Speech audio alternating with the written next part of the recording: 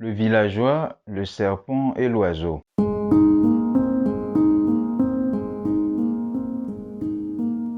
Un serpent était poursuivi par des chasseurs et dans sa fuite, il tomba nez à nez avec un villageois et il demanda à ce villageois de le sauver.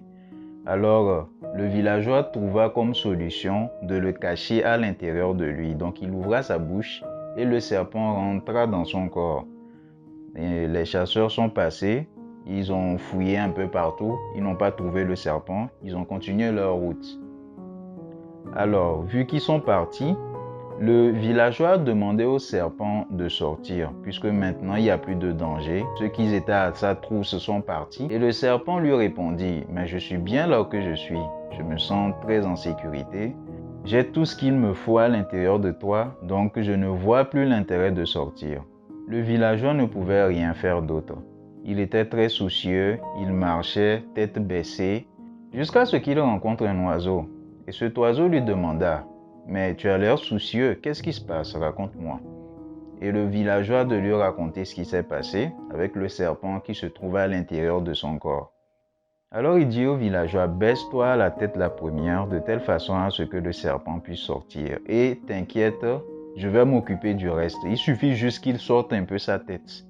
Et le villageois s'exécuta, il se mettait en position et le serpent sortit la tête en dehors de sa bouche. Et là, l'oiseau attrapa le serpent et le bouffa.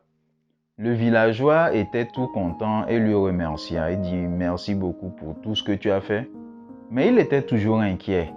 Et l'oiseau de lui demander, mais qu'est-ce qui se passe encore? Je viens de bouffer le serpent, alors normalement il n'y a plus de problème. Et le villageois de lui dire, j'ai bien peur qu'il reste des résidus de poison à l'intérieur de moi. Je ne sais pas trop ce qu'il a fait à l'intérieur, mais j'ai bien peur du poison. Et l'oiseau lui a dit, mais il n'y a pas de problème.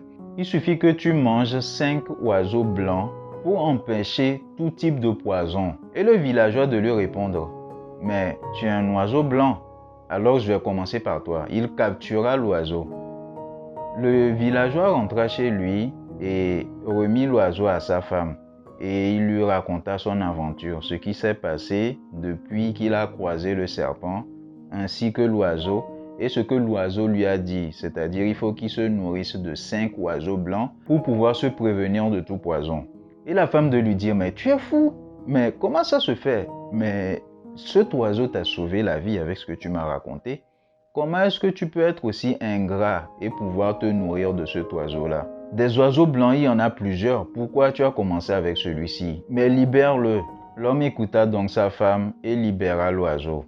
Et l'oiseau, avant de prendre son envol, il creva les yeux du villageois et celui-ci devint aveugle. Alors, que pensez-vous de cette histoire? Est-ce que le villageois a-t-il bien fait d'être généreux à la base? Et est-ce que l'oiseau également a-t-il bien fait d'être généreux aussi? L'oiseau a-t-il eu raison de crever les yeux du villageois? N'était-il pas une âme charitable? Il voulait rendre le bien, alors pour quelle raison il fait du mal? N'aurait-il pas mieux fait de le pardonner? Comme on le dit dans certains préceptes, quand on te gifle sur la joue droite, il faut tendre ta joue gauche. N'aurait-il pas mieux fait de suivre ce genre de préceptes? Alors vous en pensez quoi? Dites-le moi en commentaire. À bientôt pour une prochaine histoire. Notre culture est magnifique. Ciao, ciao.